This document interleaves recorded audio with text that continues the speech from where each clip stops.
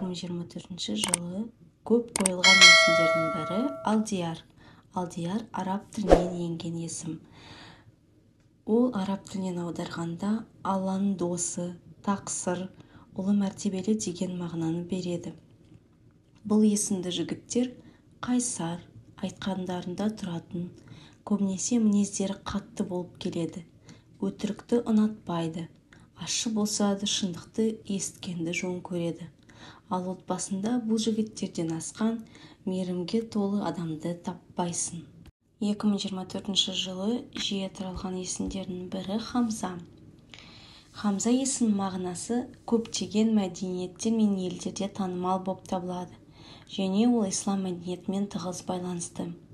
Бұл есім араб тілінен шыққан, және оның мағынасы терең әрі мазмұнды. Араб тілінде Хамза сөзі батылдық, күштілік және ержүректілік ұғымдарын білдіреді. Мұсылман әлемінде бұл есім ерекше құрметке ие.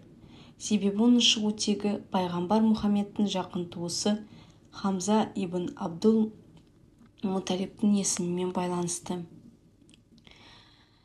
Ол исламның алғашқы шейіттерінің бірі ретінде танымал. Сондықтан мұсылман қауымында бұл есім аса құрметпен қолданылады.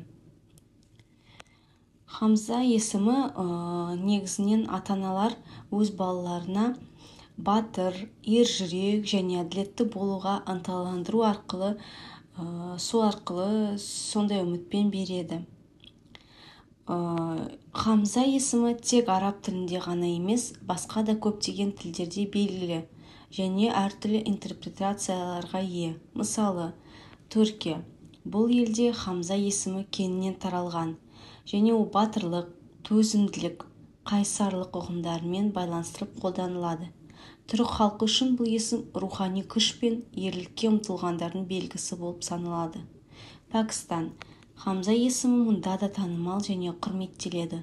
Бұл елде есімнің исламдық тарихы маңызына мән беріліп, оның көпшілігі батырлықтың, әділдіктің символы ретінде қабылдайды. Ал біздің елде де Хамза есімі кеңінен таралған. Оның мағынасы ислам дінінің құндылықтарымен тығыз байланыстырылады. Қазақстанда бұл есімді таңдаған ата-аналар балаларын адалдыққа, әділдікке және батырлыққа тәрбиелеуге ұмтылады.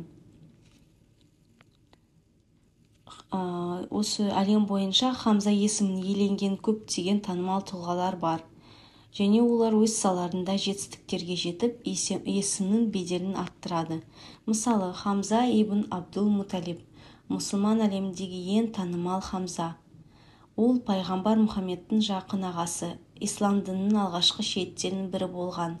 Оның есімімен байланысты батырлық пен құрбандық тарихтары мұсылман қауымына үлкен әсер етті. Хамза Юнус спорт әлемінде танымал тұлға, еркін күрес бойынша халықаралық жарыстарда ел намысын қорғаған. Оның жетістіктері Хамза есімінің батылдықпен байланысты екенін тағы бір дәлелдейді. Хамза есімін иеленген адамдардың көпшілігі өздерінің мінез-құлқында батырлық пен мейірімділік сияқты қасиеттерді көрсетеді деп саналады. Олар қиындыққа төзімді, әділдікке ұмтылатын және жақындарына қамқор болуға бейім.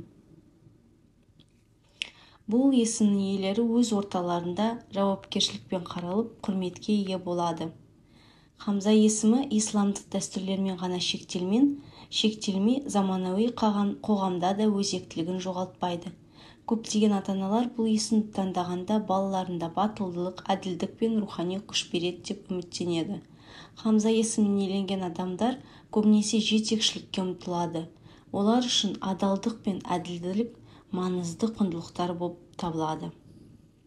2024 жылы жиі таралған есімдердің тағы біреуі ол ислам есімі. Ислам есімінің мағынасы түп тамыры салима, юслими, ислам, яғни бейбітшілік, аманшылық деген сөздерден бастау алады. Ол Алла тағаланың әс-салам деген көркем есімімен сабақтас. Шариғаттағы мағынасы толық мойынсыну, Алланың алдында парыздарды орындау, одан басқа жалған құдайларға табынбау дегенді білдіреді.